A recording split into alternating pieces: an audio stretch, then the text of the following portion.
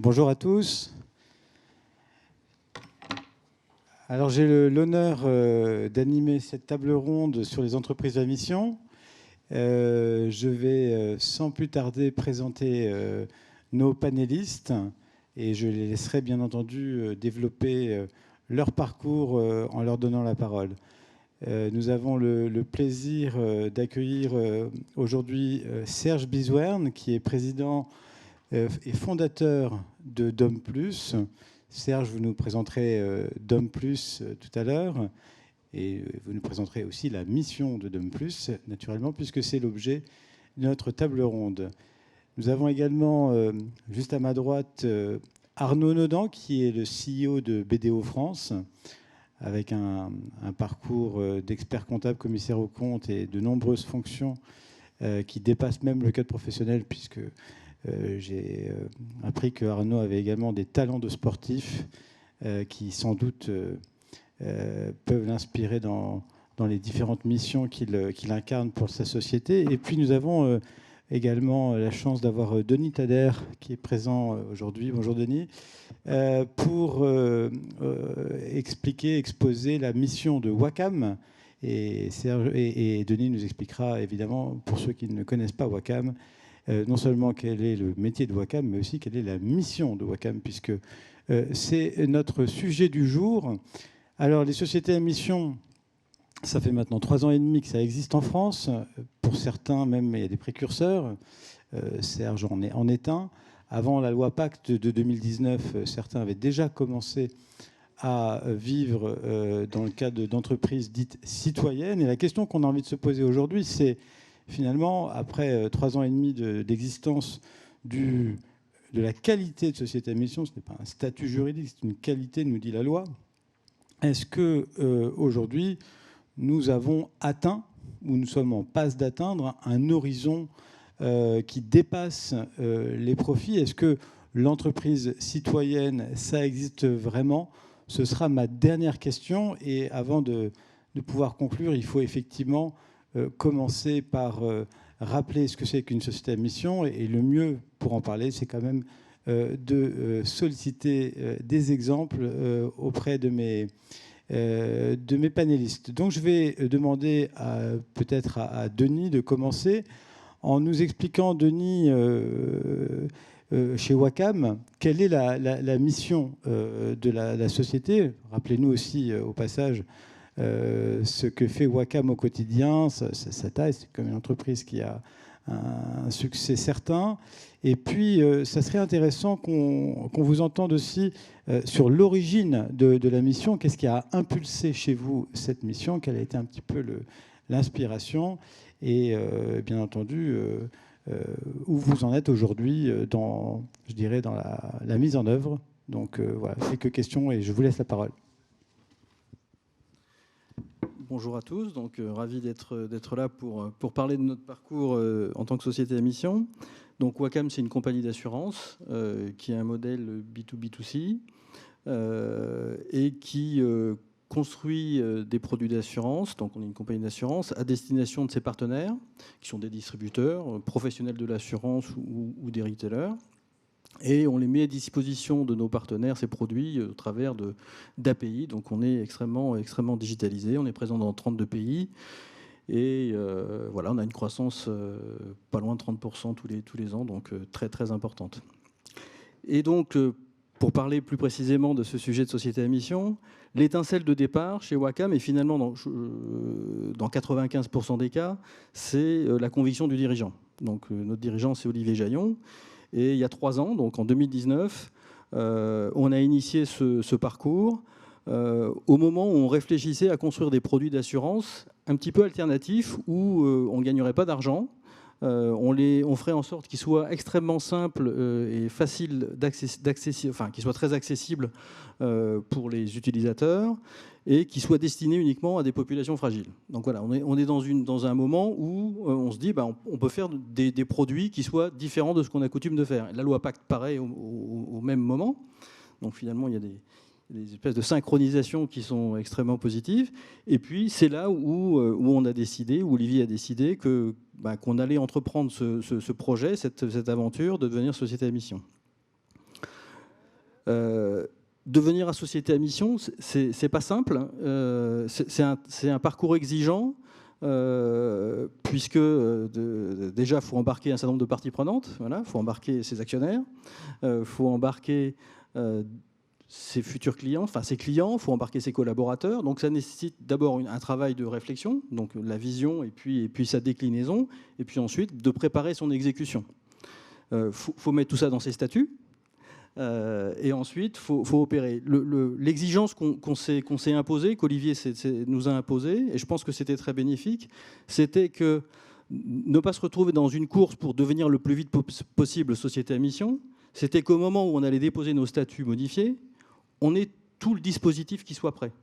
C'est-à-dire qu'on soit dans une logique de, voilà, on a réfléchi, on a préparé une roadmap sur plusieurs années, on est vraiment dans du temps long, et on est dans un moment où voilà, on a cette qualité de société à mission, maintenant il faut se mettre au travail, il faut déployer les projets. Donc ça a été ça notre logique, alors si on rentre un petit peu dans les détails, avec la volonté d'à la fois d'avoir une logique de transformation de notre business, c'est de dire qu'est-ce qui fonctionne pas très bien dans ce qu'on fait, dans une vision encore une fois de long terme, et comment on pourrait le transformer, donc des engagements qui soient à la fois business. Chez nous, c'est par exemple le fait d'avoir une répartition de valeur, donc de caper les commissions, de faire en sorte que le client final reçoive plus de valeur, le fait de parler au client final en langage clair. Donc, ça paraît simple comme ça, mais c'est très compliqué, je peux vous l'assurer. Donc, d'avoir un certain nombre d'engagements qui fassent que l'assurance, on la voit autrement.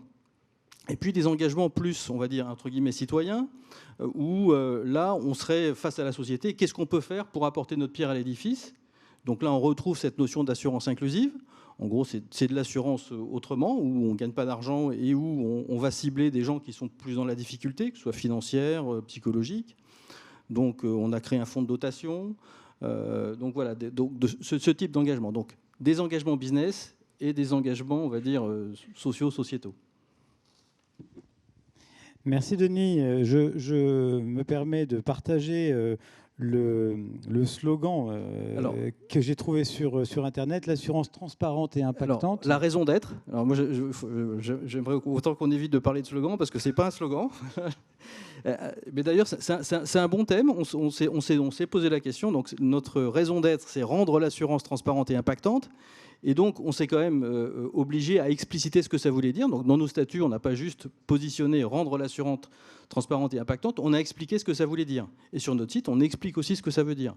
À un moment donné, une raison d'être, ça peut être long, ça peut être court. On a pensé que d'avoir une raison d'être courte, ça permettait d'embarquer plus facilement les collaborateurs et nos partenaires.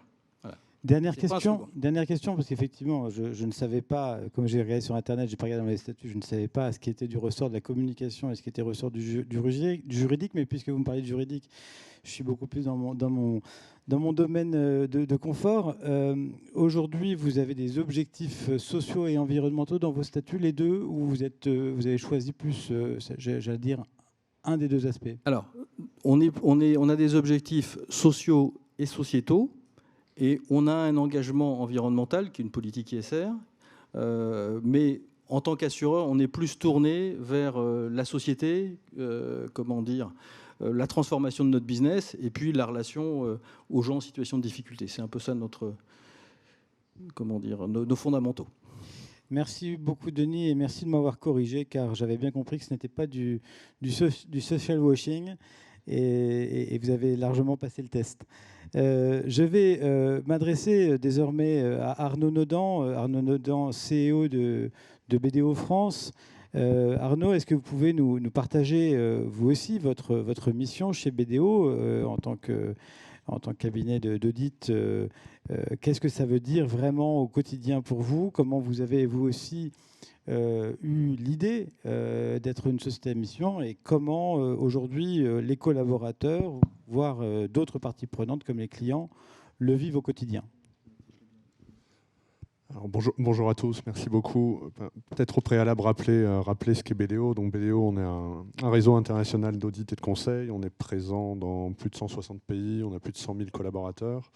Et en France, on fait environ 200 millions d'euros de chiffre d'affaires sur des métiers d'expertise comptable, de commissariat aux comptes, de juridique et fiscal avec donc BDO Avocat et de conseil. Il se trouve que moi, j'ai pris la présidence de ce groupe 1er janvier 2021. En 2019, je décide de faire... J'avais fait toute ma carrière dans un grand cabinet concurrent. J'étais arrivé chez BDO depuis quelques années. Je me posais un certain nombre de questions sur notre stratégie, notre positionnement, sur réellement le sens. Je pense que la quête de sens, il n'y a pas que les jeunes générations qui l'ont. Et moi aussi, en approchant la quarantaine, j'ai commencé à me poser un certain nombre de questions. À ce moment-là, je faisais un exec MBA à HEC, donc une expérience assez enrichissante qui ouvre l'esprit sur un certain nombre de choses. Arrive le Covid, un événement quand même qui nous a, je pense, tous bouleversés. Et donc, en sortie de Covid, je me pose la question, finalement, moi, dans quel type de boîte je voudrais travailler. Et finalement, ces professions qu'on exerce dans le groupe, à quoi est-ce qu'elles servent? Et j'ai vraiment voulu poser la question, si BDO n'existait pas aujourd'hui, en quoi est-ce que le monde serait différent? Oui, moins bon. Donc voilà, je dirais, on était quand même assez ambitieux dans la démarche. Je ne sais pas si toutes les entreprises se sont posées la question comme ça. Et donc on voulait vraiment donner du sens aux associés, aux collaborateurs. Vous l'avez dit, moi je fais beaucoup de sport. J'ai fait du triathlon pendant très longtemps, j'en fais toujours. Puis j'ai fait du trail running et puis j'ai fait de l'alpinisme. Et quand on fait beaucoup de montagnes, surtout en ce moment, on se rend compte et on prend conscience de l'urgence climatique. Et donc, toute cette réflexion m'amène à proposer à mes associés déjà de me lancer dans la présidence du cabinet et puis de me lancer avec un projet qui était de devenir société à mission. Donc voilà pour la genèse et comment ça s'est construit. Donc je suis élu à la présidence le 1er janvier 2021 et on commence à travailler à cette démarche. Alors nous, on a pris la démarche quasi inverse à la vôtre et qu'on a assumé. D'ailleurs, je ne pense pas qu'il y ait une bonne, une mauvaise manière. On voit beaucoup de manières d'adopter cette qualité de société à mission. Nous, on a voulu aller très vite. Effectivement, des entreprises prennent beaucoup de temps à définir leur raison d'être, à définir leurs engagements, donc les objectifs qui sont dans les statuts, et à opérationnaliser la mission. Je pense que c'est ce que vous évoquiez dans le plan d'action. Comment est-ce qu'on va décliner la mission dans chacune des BU de l'entreprise et faire qu'elle soit impactante. Moi, j'estimais que les experts comptables, les commissaires aux comptes, les avocats, se sont jamais caractérisés pour être une profession la plus innovante ou la plus moderne. Et d'ailleurs, je pense que c'est un des sujets qui fait qu'on est peut-être moins attractif et qu'il faut réinventer cette profession. Donc moi, je me suis dit, tant qu'on ne se sera pas mis un dispositif contraignant, ça n'avancera pas et on trouvera toujours une bonne raison de ne pas faire les choses. Donc finalement, on a passé du temps sur la raison d'être et donc la mission qu'on s'est donnée, je vais la décrire de façon détaillée, mais on a travaillé pendant 1 an avec nos collaborateurs sur la raison d'être. Donc ça, on y a quand même pris le temps et après derrière, on a convoqué une assemblée générale, on a adopté le statut et là maintenant, on est en train d'opérationnaliser. Et effectivement, c'était un bon calcul parce que maintenant qu'on est une société à mission, on se dit, vu qu'effectivement la démarche était sincère, et qu'on veut passer le cap de notre organisme tiers indépendant, ça nous oblige à décliner la mission. Alors la mission qu'on s'est donnée, finalement la raison pour laquelle on a pu aller un peu plus vite, c'est qu'elle était quand même assez naturelle. On a voulu capitaliser sur la relation qu'on a avec les dirigeants d'entreprise, et ce qui est commun à l'ensemble de nos métiers, qu'on soit un avocat, qu'on soit un consultant, qu'on soit un commissaire aux comptes. Les entreprises pour lesquelles on travaille nous font confiance. Et donc on s'est dit que conscient de l'urgence climatique, conscient de la nécessité de passer de ce que j'appelle un capitalisme des actionnaires à un capitalisme des parties prenantes, on a voulu jouer ce rôle pour faire accélérer les entreprises dans leur transition. On est convaincu que les entreprises de demain, c'est celles qui s'engagent dans une transition juste pour une économie plus responsable, plus inclusive et plus éthique. Et donc on s'engage à accompagner ces dirigeants dans leur transition. Et le deuxième aspect de notre raison d'être, c'est vis-à-vis de la jeunesse. Toute notre profession est quand même recrute énormément de jeunes générations et généralement ces gens-là viennent se former dans nos cabinets, certains restent, beaucoup partent. Mais donc on s'est dit qu'on avait une responsabilité, on avait une mission vis-à-vis de nos collaborateurs, donc c'est d'offrir un cadre épanouissant pour nos collaborateurs et qui les aide à se développer. Moi, je dis toujours, dans les cabinets d'audit, je refuse de pratiquer l'esclavagisme. Or, on sait très bien que nos cabinets, quand même, sont très durs avec les collaborateurs. Il suffit d'envers le journal pour voir un article sur un de mes concurrents. Donc voilà, nous, la mission qu'on s'est donnée et qu'on est en train de décliner. Merci beaucoup Arnaud. Donc, on comprend qu'il y a effectivement un engagement social et sociétal également, et on a bien entendu également votre sensibilité à l'environnement. Je fais première observation avant de donner la parole à Serge sur le fait que Là, on vient d'entendre 2 sociétés à mission qui ont expliqué leur démarche qui était un petit peu différente. Une démarche très top-down, comme on dit, du côté de Wacam, et puis une démarche très, on va dire, réflexion collective, peut-être du côté de BDO. Dans les 2 cas, les parties prenantes étaient évidemment consultées, on a bien entendu. L'exemple d'Homme+ est intéressant également, car Homme+, c'est une démarche un petit peu différente. Et juste avant de donner la parole à Serge, je voudrais quand même donner un chiffre qui me paraît important. Pour avoir regardé les dernières statistiques sur les sociétés à mission en France, 3 ans et demi après la création de cette qualité de la loi Pacte, on en est à un peu plus de 726 à la fin du premier semestre, c'est-à-dire une augmentation de 25% à peu près par an, avec plus de 3/4 de l'effectif concentré dans les PME et TPE. Donc c'est vrai qu'on a la chance là d'avoir un peu des entreprises de taille significative qui témoignent, mais c'est important aussi de rappeler que l'entrepreneuriat est très représenté dans les sociétés à mission, ce qui s'explique assez facilement.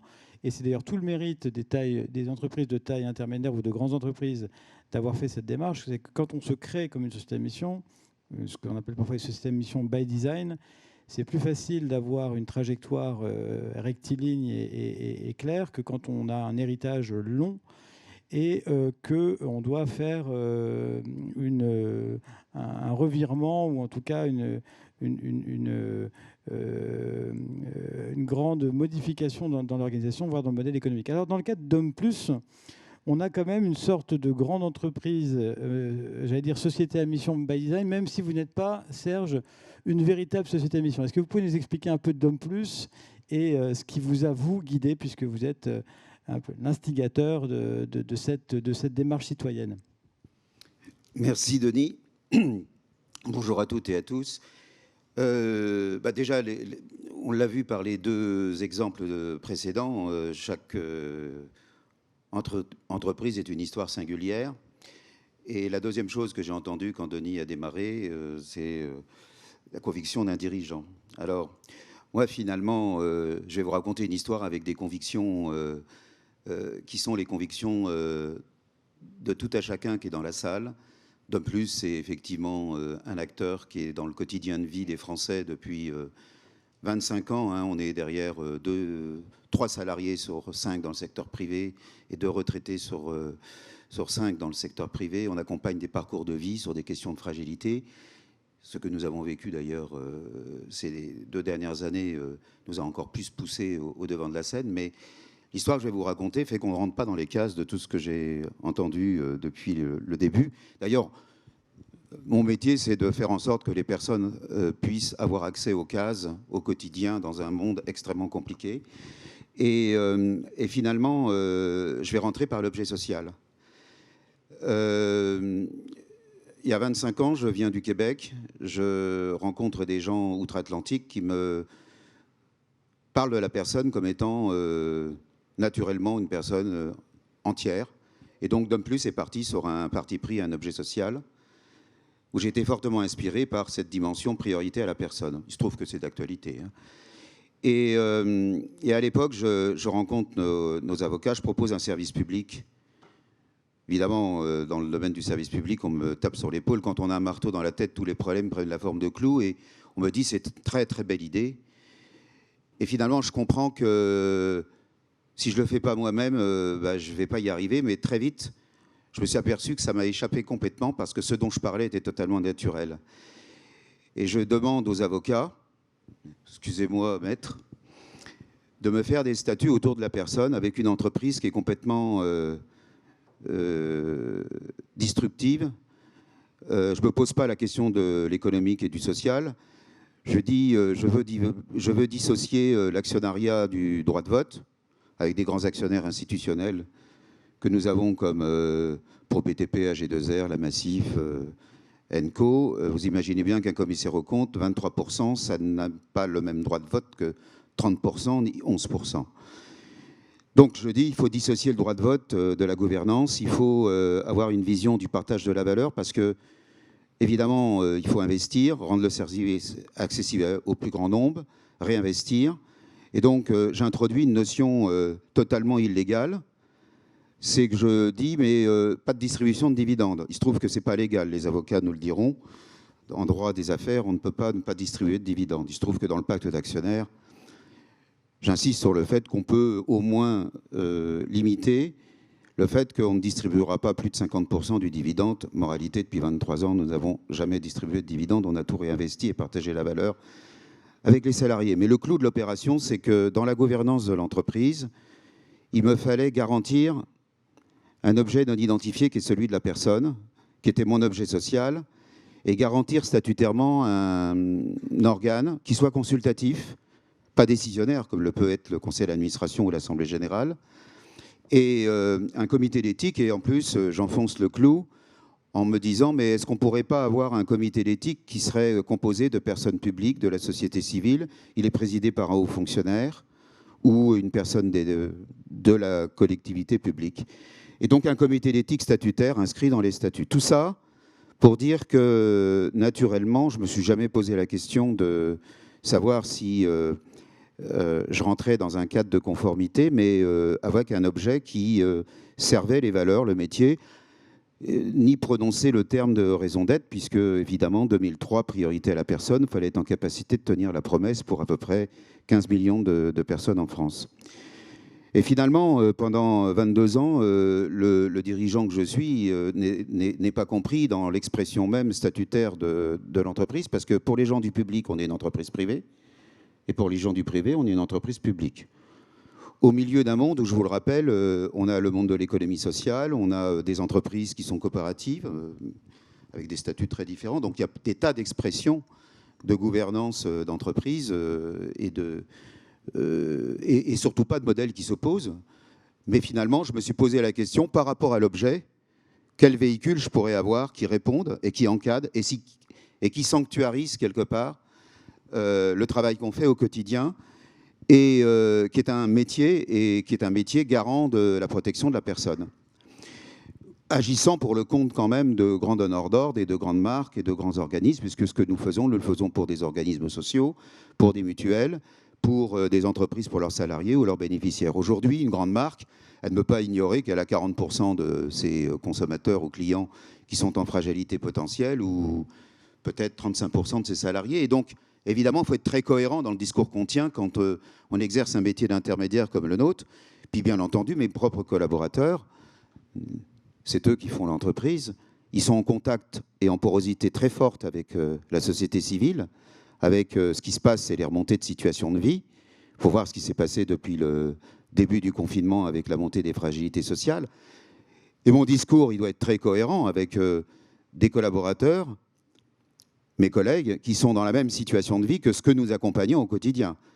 Donc vous voyez qu'en plus, et c'est ce qu'on a vu dans le secteur public par exemple, la déconsidération des acteurs dans le secteur public, elle est dedans plus forte que les agents du secteur public prenaient la violence de la société. Donc la cohérence du discours, je ne me suis pas posé non plus cette question de la cohérence, parce que ça se régulait naturellement de par notre activité. Et finalement, l'État nous a donné raison, parce que on n'arrivait pas à expliquer ce qu'on faisait, en tout cas statutairement parlant. La loi Pacte arrive et tout le monde nous pose la question, à longueur de journée, est-ce que vous êtes entreprise à mission? Et je suis très emmerdé parce que, évidemment, excusez-moi de l'expression, je ne sais pas répondre à cette question parce que, naturellement, c'est ancré dans l'expression de mon métier.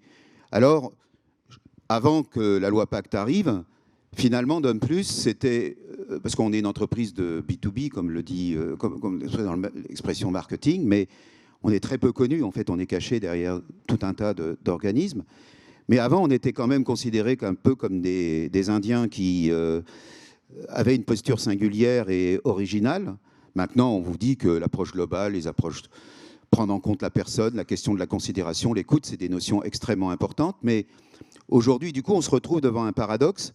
C'est qu'effectivement, 700 entreprises qui ont basculé en entreprise à mission, on a doublé, je crois, entre 2020 et 2021, le nombre de salariés qui sont concernés dans les entreprises à mission. On est passé de 500 000 à 1 million de salariés qui travaillent dans cette entreprise à mission, mais finalement aujourd'hui on se retrouve dans une configuration où ne pas en être, statutairement, ça peut être une question.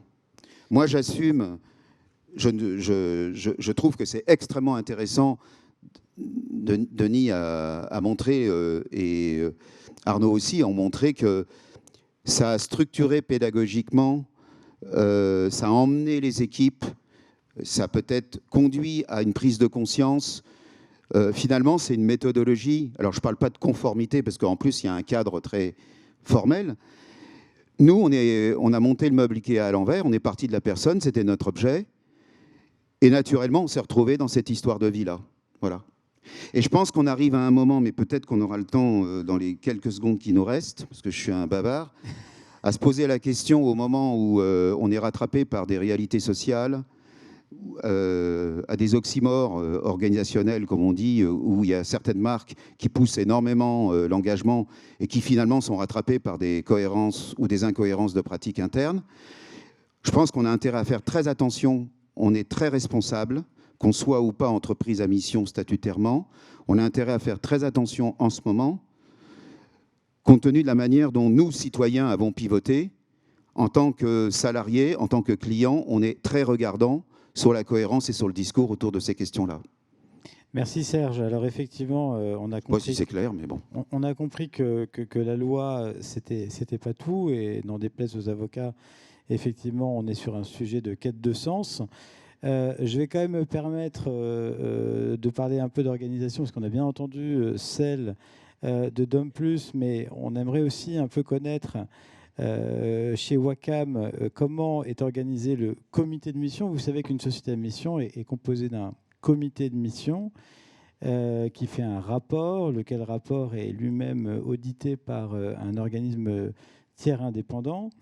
Et ce qui est toujours intéressant, c'est de comprendre comment le comité de mission est composé et comment il interagit avec la direction. Est-ce que, Denis, en quelques mots, parce qu'on a très peu de temps, et pour pouvoir poser un peu la même question ensuite à Arnaud, vous pouvez nous dire comment ça fonctionne chez vous, puisque je rappelle, vous êtes Chief Mission Officer.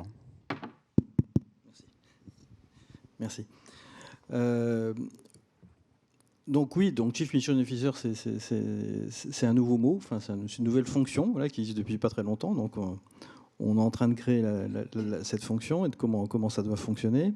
Alors le comité de mission, c'est un des deux organes qui vient contrôler l'exécution de la mission au sein des entreprises. Donc le comité de mission, c'est un organe indépendant, mais qui a été construit par l'entreprise. Et puis ensuite, il y a l'OTI, donc un peu le commissaire aux comptes des sociétés à mission. Alors effectivement, la particularité des sociétés à mission, c'est qu'on a d'abord le diplôme, et puis ensuite on passe l'examen. Donc le diplôme, c'est le jour où on pose ses statuts, on a cette qualité, et ensuite on passe l'examen dans les 18 mois qui suivent.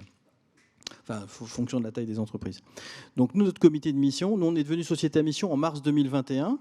Donc ça veut dire qu'on a déjà fait un tour de piste, on a fait un rapport, on l'a rendu public, et puis ensuite on a eu un audit OTI. Voilà, donc le rapport est tout à fait disponible sur notre site. Le comité de mission, alors le constituer, il n'y a pas une règle. Je dirais que quand on discute avec moi, quand je discute avec mes collègues au sein de la communauté des entreprises à mission, il y a plein de façons de le faire. Plutôt grand, plutôt petit. Voilà. Donc nous, notre réflexion, parce que c'est vraiment une réflexion importante, c'était à la fois qu'il soit bienveillant, mais très exigeant. Donc ça influe forcément dans le choix des membres. On a voulu aussi que ce soit une passerelle entre le comité de mission, qui est une passerelle entre le comité de mission et le conseil d'administration. Donc ça veut dire que le président du comité de mission, il est administrateur indépendant. Ça veut dire que quand il y a des choses à passer, c'est plus facile. Alors je me souviens quand on avait des discussions, alors est-ce que l'indépendance n'est pas remise en question ? Moi je trouve que ça marche très bien comme ça. Donc on est ravis d'avoir fait ce choix. Donc c'est un professionnel de l'assurance, c'est M. Grenier, donc qui est l'ancien patron d'Alliance Partners. Donc il y a une caution de maîtrise aussi de l'industrie dans laquelle on opère. Ensuite, nous, ce qu'on voulait, c'est qu'il y ait on est 5 au sein du comité de mission, donc il y a bien sûr un représentant des salariés, et puis on voulait qu'il y ait une espèce de complémentarité. Donc il y a un patron d'une ONG, c'est M. Kiel, le patron de Crésus, donc quelqu'un d'extrêmement engagé, avec qui on construit aussi des produits d'assurance inclusive. Geneviève Ferron, qui est une experte dans le monde de la RSE, et puis une chef d'entreprise très engagée, qui est membre du MEDEF, Paola Fabiani. Donc voilà, pour nous, c'était important qu'on ait des gens qui comprennent notre modèle, donc on les a embarqués dans la compréhension du modèle, qui soient intéressés par nos engagements, qui soient convaincus que vraiment on a une trajectoire solide. Donc voilà, construire son comité de mission, c'est faire l'arbitrage entre plutôt grand, plutôt petit. Et puis, par contre, je pense que cette notion de complémentarité entre les membres, que chacun porte un peu puisse porter des avis qui soient vraiment différents les uns des autres, ça nous paraissait essentiel. Donc nous, on les réunit tous les trimestres. Le comité de mission se réunit tous les trimestres, ça nous paraît une bonne fréquence. On fait intervenir au sein du comité les membres de l'entreprise, donc il faut absolument qu'ils aient accès à comment ça se passe à l'intérieur. Voilà, c'est un gage de transparence, c'est un gage aussi de s'assurer que l'exécution de cette mission, c'est vraiment du solide, que l'entreprise met bien les moyens, les ressources pour faire avancer ses projets. Et puis on a même construit un cockpit, un outil de pilotage qui permet de donner aussi en toute transparence l'avancée des différents projets. Donc un comité de mission, pour bien faire son travail, il doit avoir accès à la réalité de l'entreprise, comment ça se passe à l'intérieur, et puis avoir accès aussi à des indicateurs. On est dans un monde où il faut mesurer les choses. De toute façon, ce qui se mesure s'améliore, donc c'est important aussi de mesurer les choses. Et par rapport à ce que disait Arnaud tout à l'heure, pour nous, c'était important. Quand on est devenu société à mission en mars, le comité de mission, il était déjà constitué, il était déjà opérationnel quelque part. Ça veut dire qu'on avait déjà une roadmap et on commençait l'exécution. Et finalement, le comité de mission, il était déjà dans son rôle dès le premier jour. Et c'est pour ça que, qu'au moment où l'OTI vient, on a des choses à lui raconter aussi. C'est-à-dire que quand l'auditeur vient, on a déjà passé une année et on a une histoire à raconter, des succès à mettre en avant et aussi parfois des choses qui fonctionnent moins bien. Tous les projets ne fonctionnent pas d'une manière linéaire. On est vraiment dans des trajectoires de long terme et le comité de mission, son rôle aussi, ça va être d'infléchir, de faire infléchir un certain nombre de dispositifs. Quand on se projette à 5 ans, comme quand on fait un plan stratégique, tout ne marche pas de manière linéaire. Donc il faut être capable aussi de revenir en arrière et de se dire est-ce qu'il n'y a pas une inflexion à opérer sur tel et tel engagement pour le remettre dans la bonne direction. Donc c'est aussi un des rôles du comité de mission. Merci Denis, et je voudrais donner le mot de la fin parce que le temps qui nous était imparti est déjà terminé. Donc je sais que Serge voudra parler, donc je lui poserai quand même une question pour lui faire plaisir, mais ce sera une question oui-non. Arnaud, je voudrais commencer à répondre, si on en est capable, à la question qui est posée à cette table ronde. Finalement, pensez-vous qu'aujourd'hui, on est dans un monde dans lequel le modèle hybride qui était promu par la loi Pacte, c'est-à-dire l'entreprise dans la cité, l'entreprise dans la société, est-ce que cette hybridation, elle est déjà là? Est-ce qu'elle est avérée? Ou est-ce que l'entreprise citoyenne, c'est un mythe? Quel est votre avis là-dessus? Alors, l'entreprise à mission, pour moi, c'est un moyen d'inscrire l'entreprise dans la cité. Mais voilà, typiquement, c'est ce que disait Serge. C'est pas parce qu'on n'est pas une entreprise à mission qu'on ne peut pas intrinsèquement l'être ou œuvrer pour le bien commun. Et finalement, avoir des entreprises, un horizon au-delà des profits. Je pense qu'il n'y a pas besoin d'être entreprise à mission pour le faire. La mission est un moyen, c'est un cadre juridique pour permettre aux entreprises de le structurer. Je suis réellement convaincu que je parlais de capitalisme des actionnaires vers un capitalisme des parties prenantes. On a des pouvoirs publics et l'Union européenne qui sont en train de mettre un cadre pour accélérer cette transition vers un capitalisme éclairé. Une directive a été approuvée par l'Union européenne il y a une quinzaine de jours sur le reporting de durabilité des entreprises, qui va élargir de façon très significative le champ du reporting extra-financier. Plus 40 000 entreprises en Europe qui vont devoir faire ce type de reporting, dont toutes les entreprises supérieures à 250 salariés. Ça va nécessairement amener les entreprises à se transformer, à intégrer davantage leurs parties prenantes dans leur gouvernance. La mission, effectivement, via le comité de mission, est un levier pour le faire, mais globalement, avec une telle transparence sur la performance extra-financière des entreprises, sur l'environnement, sur le sociétal et sur la gouvernance, les parties prenantes des entreprises vont prendre un pouvoir nettement supérieur à celui qu'ils ont aujourd'hui. Ils auront la capacité de boycotter les entreprises, ou au contraire de les soutenir, de les financer. Et on le voit, il y a des exemples très concrets de parties prenantes qui mettent la pression sur les entreprises pour leur faire accélérer sur leur transition juste. Donc, je pense qu'on va rentrer dans cette nouvelle ère. Je pense que le rôle, et je pense qu'une des raisons pour laquelle on est là tous les trois aussi pour en parler, c'est pour sensibiliser les entreprises sur ce sujet, faire en sorte que les personnes s'y préparent. Mais oui, je pense qu'on peut être confiant sur le fait que cette prise de conscience et l'incorporation de critères ESG dans la stratégie des entreprises, pour moi, est en train d'aller de l'avant. L'entreprise au-delà des profits, moi j'en suis complètement convaincu. C'est la raison. Quand j'ai lancé ce projet d'entreprise à mission chez BDO, il faut quand même, voilà, je suis un partnership, hein, donc je suis élu parmi mes partenaires. Il y en a certains qui ont dit, mais en fait, on va tuer le business, quoi. C'est un coût et on n'est pas là pour ça. Au final, à la fin de la démarche, j'ai 96% des associés qui ont voté le statut. La boîte n'a jamais été plus rentable que depuis qu'on l'est, parce qu'on a des collaborateurs qui sont plus engagés, un socle commun de valeurs, un sentiment d'appartenance, une fierté d'être chez BDO. On a réduit sensiblement nos coûts de recrutement parce que dans un secteur qui a du mal à recruter, on arrive à mieux recruter parce qu'on a apporté une réponse. Je leur dirais, tout le monde a y gagné effectivement d'adopter cette démarche. Et moi, j'ai des exemples très concrets du fait qu'effectivement, ça fonctionne. Serge, je suis désolé, je sais que vous serez très, très frustré, mais on va devoir mettre fin à cette table ronde quand on est déjà très en retard. J'ai juste une question, oui, non. Est-ce que c'est un mythe ou une réalité, l'entreprise citoyenne, Serge? Moi, simplement, il y a la question du sens qui me taraude et que pour moi, l'humain, c'est de l'économique. Merci à tous.